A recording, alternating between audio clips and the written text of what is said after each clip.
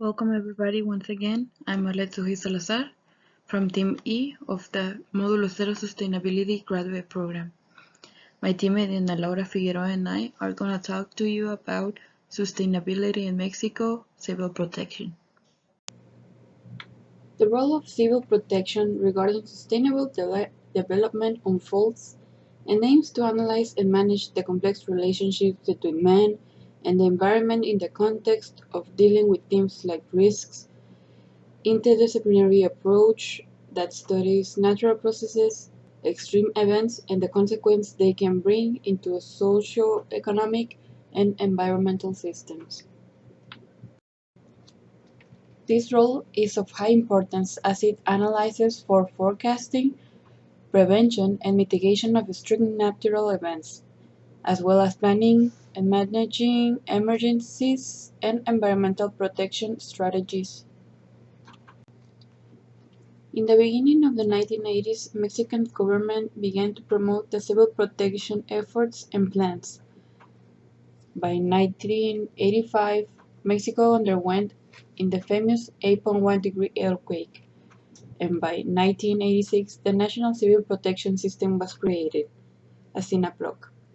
It involves the three levels of governance and encourages the private sector participation, as well as civil society and non-governmental organizations. The National Civil Protection Programs set their first and most important objective in prevention action, with a comprehensive risk management.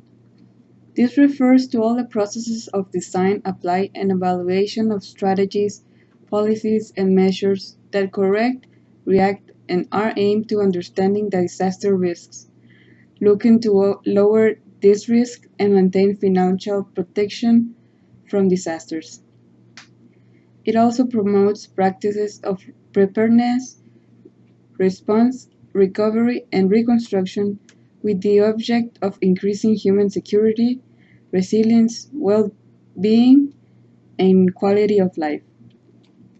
To achieve it, it's divided in three strategies: a preventing focus and assessment of the impact of disasters, to take a more efficient decision-making regarding of prevention, and lastly, formulate guidelines for the following operational plans. The BMPC establishes the importance of technology, seeking for better tools for improving processes of disaster planning and to discover and reduce the effects of disruptive events. This is applied as promote research, update national risk atlases, and reinforce the national alert system. Some legal bases of the civil protection law state that the federal government should ensure and provide general guidelines to promote the incorporation of comprehensive risk management in local and regional levels. All this to ensure the emphasis on issues related to health, education, conservation of natural resources, safety, and urban planning. Other policies are established in the area of human settlements. Millions of Mexicans live in areas of risk. In cities, the main risk factors are population and urban growth to areas unfit for habitation, with weak governance and poor urban planning. This leads as well to inadequate management of water and natural resource extraction, putting them in a situation of high vulnerability. Hi everyone, I'm Diana and now it's my turn to talk. What mean being risk? Risk is the union of danger, vulnerability, and exposure.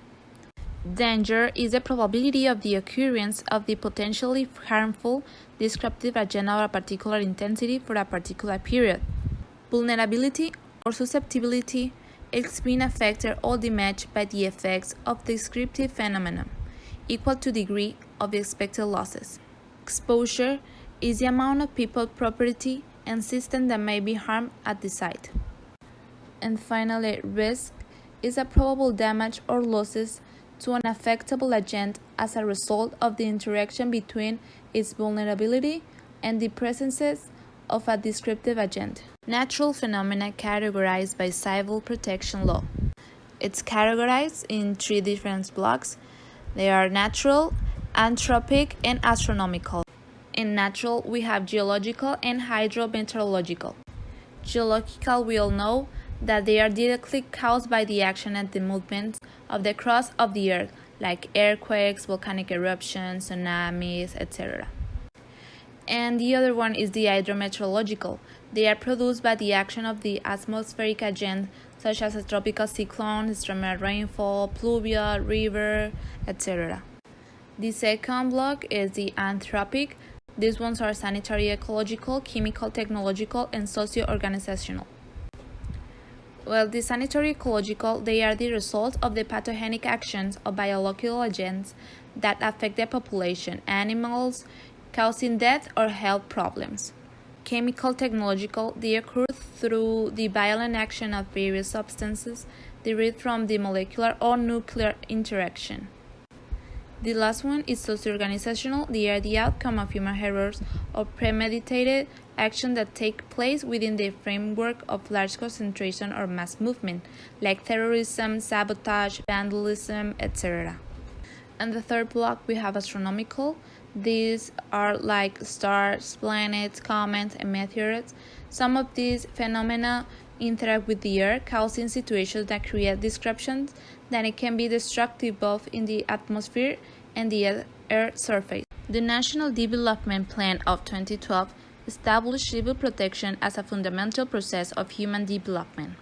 The strategies of the civil protections are governing the management of risk, disasters, and inherent crises, contribute also to reduce extremely poverty, marginalization, and social gaps, to improve the quality of health, education, and housing, as well as to guarantee environmental sustainability.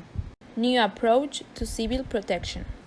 Once established the National Development Plan, that disasters must be approached from the perspective of human development and be incorporated into the national development issues.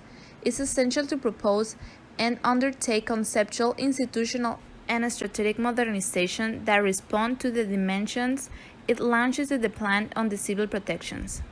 In response to this national program proposed to renew the current conception of civil protection in the country to meet development needs with the approach that minimizes risk and to update the organization and operation instruments in accordance with the reality of Mexico. To conclude, Mexico, for its geographical location, is usually affected by various natural phenomena that sometimes become so big that it threatens the population and the environment, affecting cities with low resources, more commonly in the south of the country. In addition to the natural disasters that have been generated, such as hurricanes and storms, the destructive trends that we are causing for the environment have advanced so fast that they are not only depleting the natural capital of our country and accelerating the process of the air, water, and soil pollution, but they are also holding back the productive capacities, and they have repercussions in the social sphere. Also, a preventive approach entails a commitment to take actions and strengthen the resilience of national territory disasters in the fields of structural and non-structural measures, early warning system, land use and building codes, linking between risk assessment and urban local planning, and even multi-agency and multi-governance level plans. Thank you for watching this video. This all from us.